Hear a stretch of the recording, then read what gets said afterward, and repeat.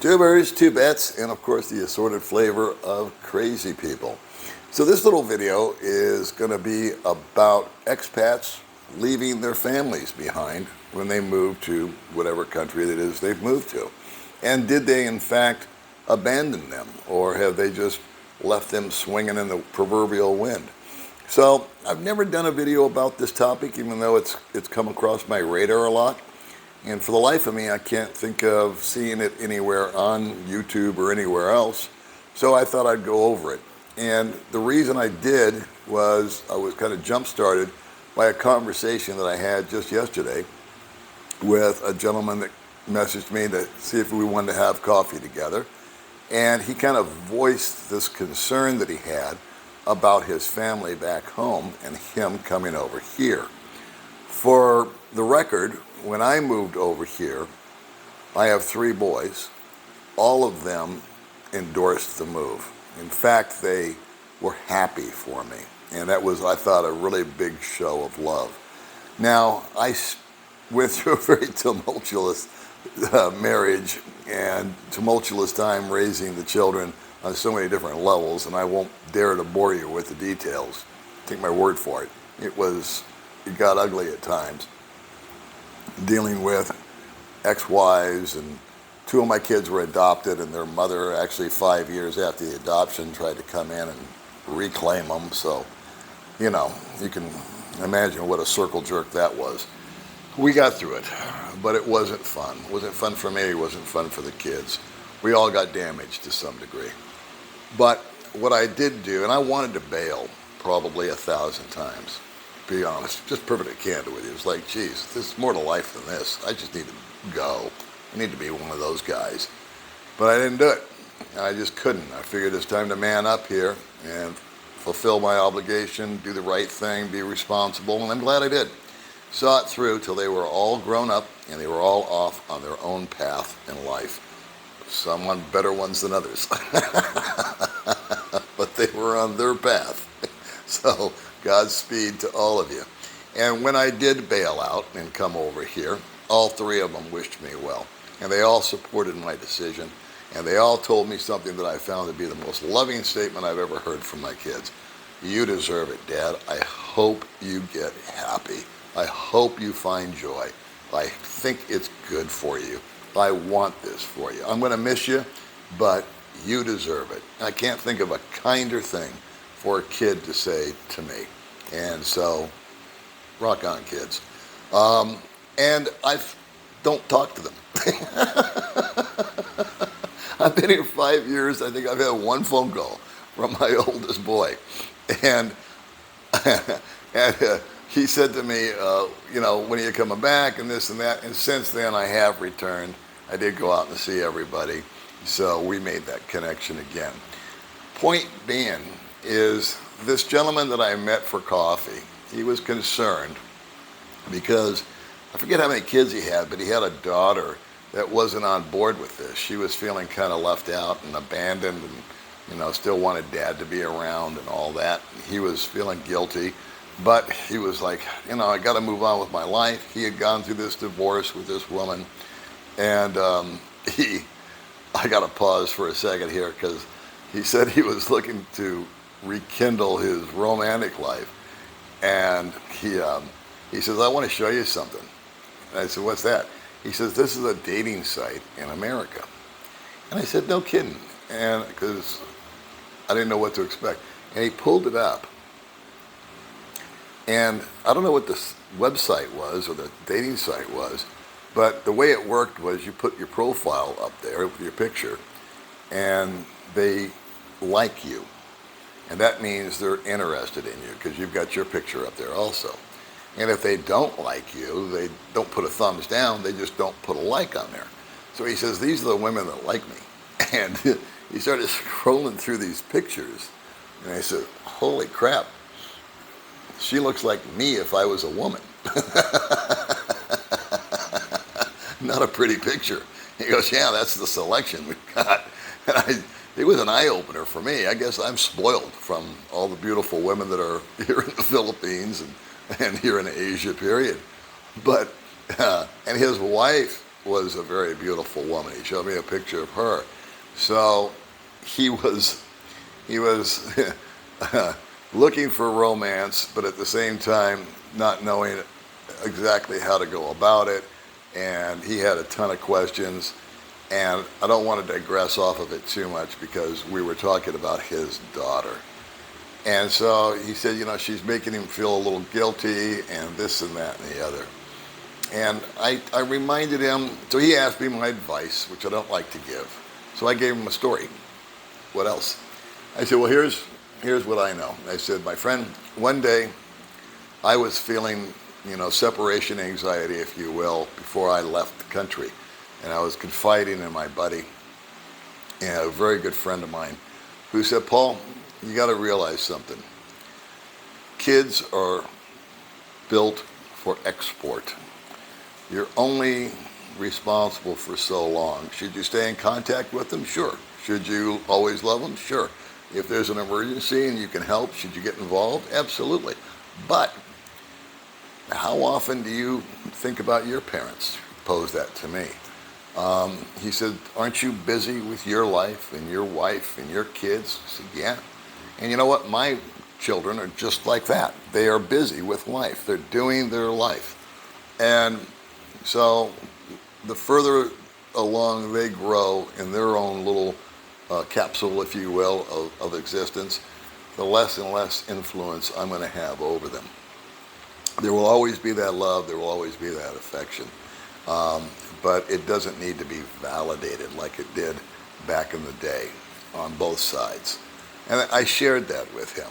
I also told him, because he said his daughter was saying, when are you going to come home and see me? And I told him a true story. I said, well, my son, my oldest son, called me once. And that was like the one time I ever got a phone call from a kid. But he asked me the same question. We shot the breeze. We had some laughs. He was checking up on me. I was checking up on him. He was doing great. And I was doing great. And then he said, you know, I miss you, man. He says, and we always went to sushi. He says, let's go to sushi. I miss going to sushi. And he says, when are you coming back? This was during COVID. So I explained to him, I can't leave now. I do intend to come home. And then I posed a question to him. I said, how old are you? I'm 32. I said, do you have a passport? He says, no, but I could get one. I said, well, I got a suggestion. If you really, really want to see me, and you really, really want to have sushi, how about you buy a ticket and come see me? And I shared that with the guy. And a light bulb went off in his head. He goes, you know what? I never thought of that. I said, yeah. You know, I don't know if you guys are religious or not. I guess it doesn't matter, but the Bible says, honor thy mother and thy father, and not vice versa. And so it's really on her. If she wants to see her dad that bad, well, maybe she can't afford a plane ticket, but if she expressed that desire and he can afford it, let him go ahead and gift her the money. That'd be cool. No problem there. If she's a 24-year-old woman, she's probably getting started in her career and money's tight. I get that. He's not. He's flush. Excuse me. He could ink up, buy her the ticket, and she could haul ass for 30 hours over the ocean. And I expanded on it. I said, you know what, man?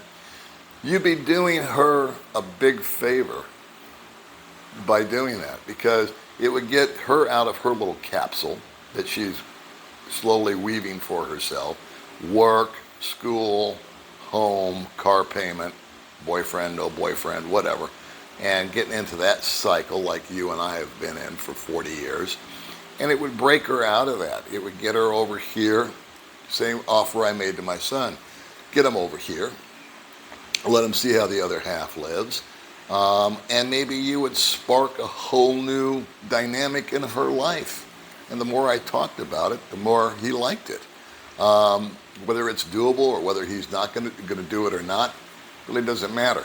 At least I think I planted the seed, which is what I'm trying to do on this video here.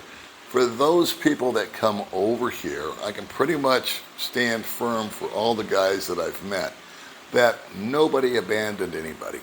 They just simply did what their responsibilities called for. They fulfilled their obligations as a parent.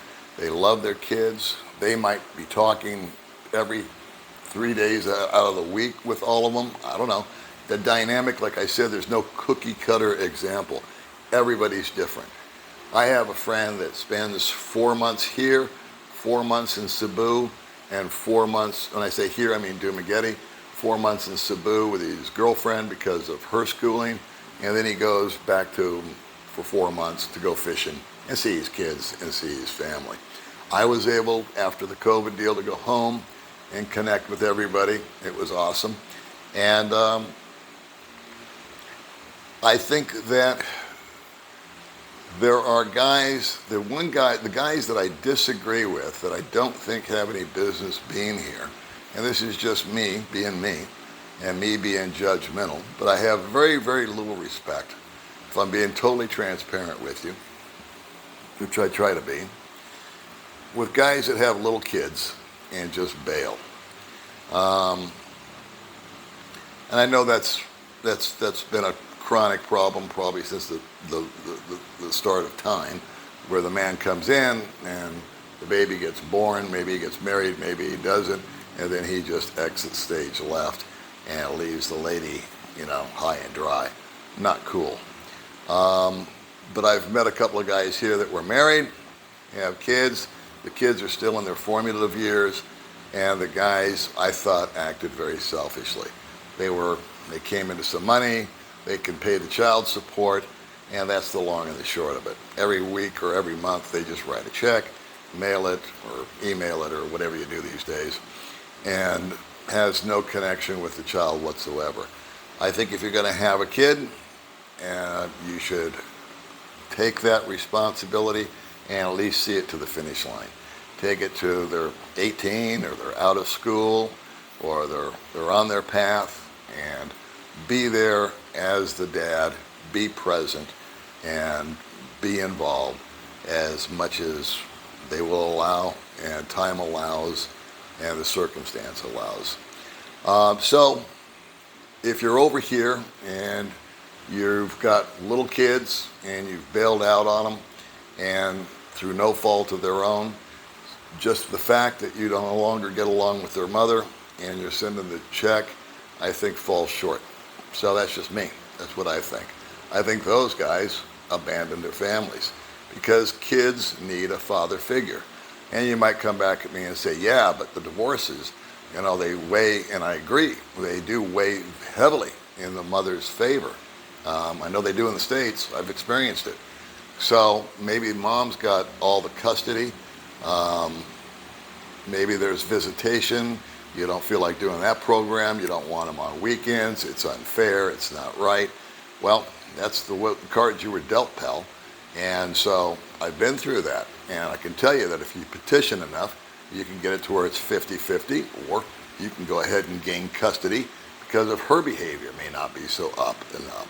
And so it's a process. You have to stay at it. I think it's important that the kids and the family and the parents know that you think about them, that you love them, and that now they should agree, I hope, that it's time to do something for you.